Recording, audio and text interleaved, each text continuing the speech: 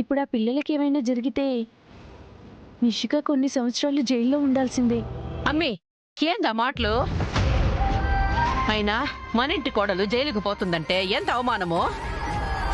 అంతదాకా వస్తే చూస్తూ ఊరుకుంటామా? ఏం బా?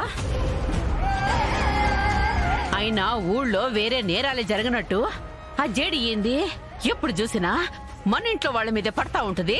నిషిక ఇంద్రాణి లాంటి వాళ్ళతో కలిసి తప్పులు చేయకపోతే అప్పుడు జేడీకి నిషిని అరెస్ట్ చేయాల్సిన అవసరం వచ్చేది కాదు కదా అత్తయ్య గారు.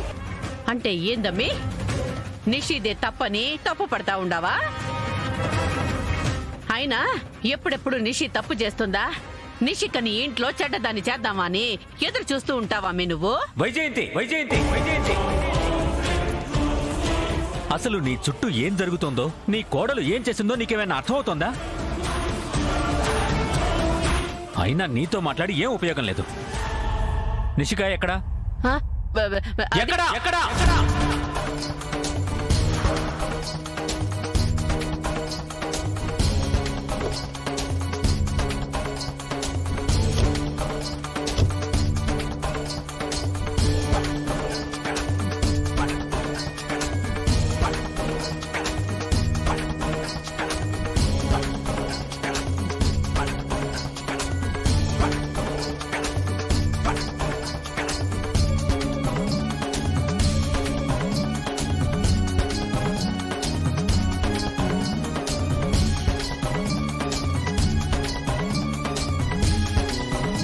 ఏమైంది?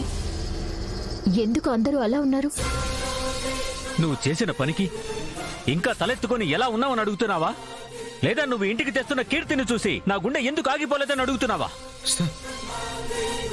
మావి గారు ఏంటా మాటలు? ఇంకెలా మాట్లాడాలి జగదాత్రి? చెప్పుమ్మా, ఇంకెలా మాట్లాడాలి? ఈ ఇంటి పరువు తీయద్దని ఎలా చెప్పాలి? ఏంటి మావయ్య, అంతా నాదే తప్పన్నట్టు మాట్లాడుతున్నారు? ఇంకెవరి తప్పుంది నిషిక? కౌశిక వదిన, కౌశిక వదిన, కౌశిక వదిన.